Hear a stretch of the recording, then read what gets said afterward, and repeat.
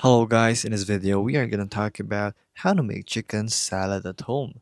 So these are the ingredients right here. So of course we're only going to do it for a single serving.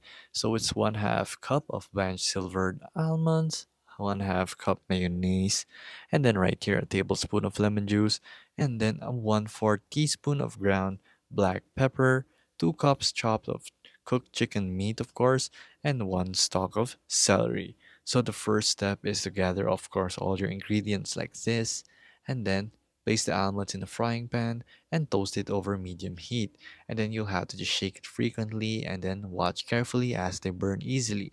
So of course, once it's done, you will have to mix together the mayonnaise, lemon juice, and pepper in a medium bowl, and then toss the chicken with it and the toasted almonds and celery, of course. So right here, after that, you can enjoy your meal as simple as 1, 2, 3, 4 right there. So now you have a homemade chicken salad that you can eat at home. And it's just that simple to make it.